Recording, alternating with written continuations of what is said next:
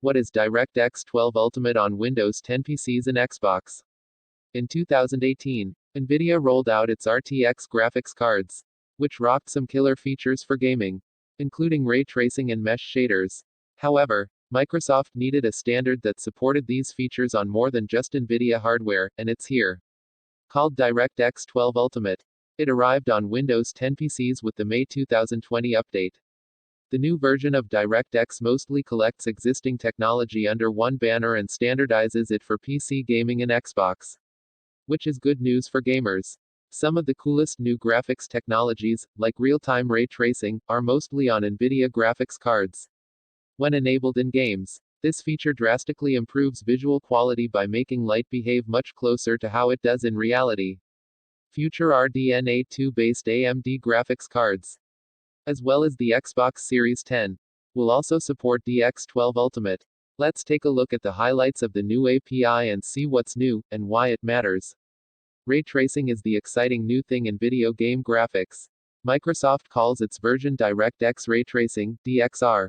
This incremental update to an existing technology makes a dramatic improvement in the overall look of games. The secret is making light within a game behave more as it does in the real world. This means more realistic reflections and refraction in water, shafts of sunlight that look more photorealistic, and shadows with greater visual depth. Be sure to check out the video above from Nvidia. It shows ray tracing in Minecraft. And the difference is insane. With DX12 Ultimate, ray tracing effects are supposed to be more efficient.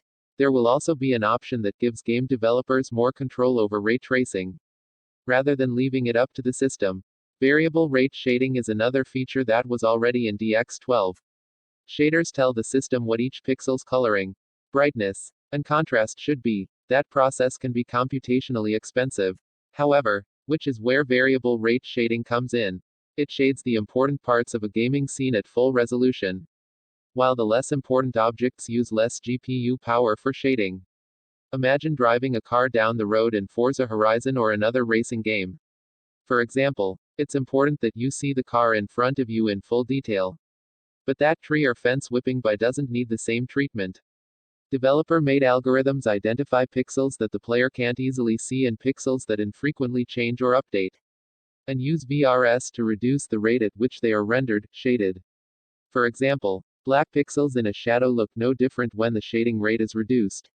So, by reducing the shading rate of numerous pixels per frame, GPU workload is decreased, increasing performance. The overall effect shouldn't be noticeable to the gamer, but it makes the computer's job much more efficient.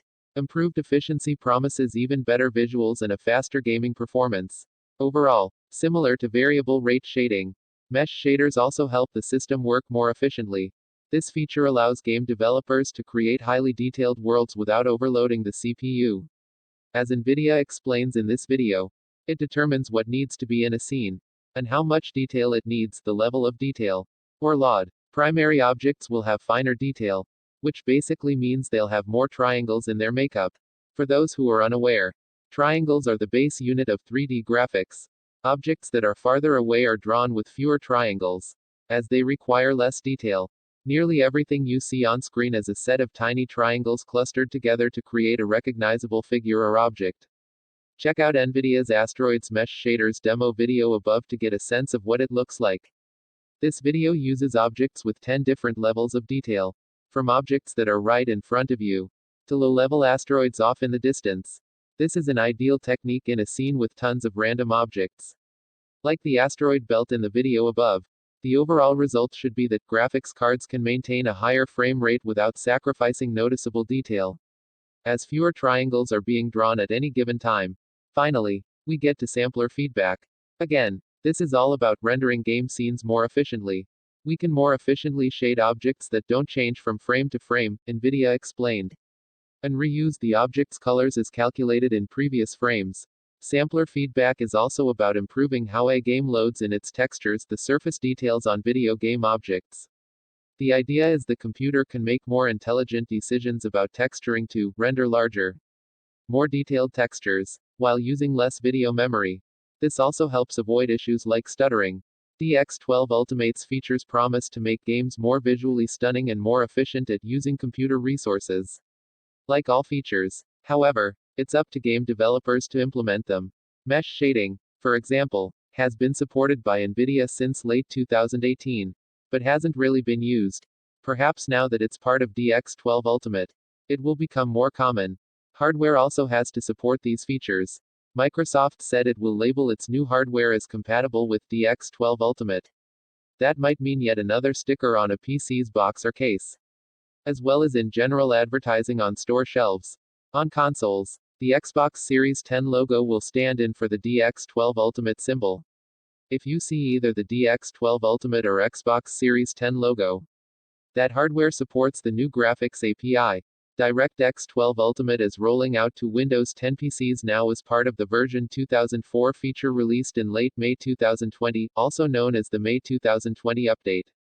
Of course, to take advantage of the features, you need a modern graphics card that supports it. If you have a non-DX12 Ultimate graphics card, any game that supports DX12 Ultimate will still work with your hardware. Your PC just won't see the visual improvements that others will. According to Microsoft, there will be no adverse effect on hardware which does not support DX12 Ultimate. Text source, howtogeek.com.